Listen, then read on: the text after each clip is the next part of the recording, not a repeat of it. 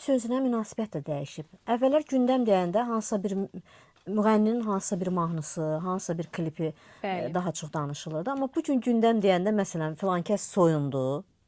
Artıq soyunmaq da işə keçmir. Soyunmaq, sonra onun arxasınca başladılar. Yəni ki, kiməsə söz atmaq. Yəni bu cür şeylərlə, yəni daha çox, yəni gündəm anlamı dəyişib demək olar ki. İndi görürsüz, məsələn, trenddəyəm deyənlər var Trend idi. də artıq yığışdırıldı. Trendi də yığışdırdılar. Görürsüz ki, indi bəlkə də yay tətili idi deyə həmin ifaçılar elə də görünmədi. İndi mənə çox maraqlıdır ki, bu yaxınlarda sosial şəbəkədə bir televiziya əməkdaşı deyəsən yoldaşımız var idi. Paylaşmışdı ki, siz fikir vermisiniz, mövsümdən əvvəl bir çox kanallar bəhbəhlə yeni mövsümə başlayırıq. Belə olacaq, elə olacaq, fərqli olacaq.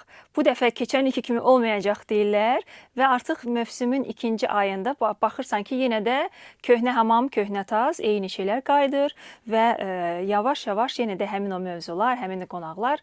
Mən çox ümid eləyirəm ki, bu 2025-ci ildə yeni mövsüm fərqli olacaq və daha keyfiyyətli olacaq. Hər dəfə belə mənə sual verəndə ki, bəs bu nə vaxt düzələcək? Deyirəm ki, incəsənətimiz yəqin ki, keçid dövrünü yaşayır. Bəs deyirlər, bu nə oldu? Keçid dövrü qurtarmadı.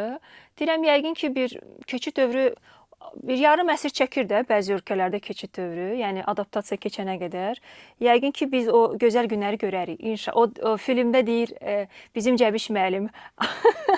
Amma deyir, mən o günləri görməyəcəm. İnşallah biz o günləri görərik.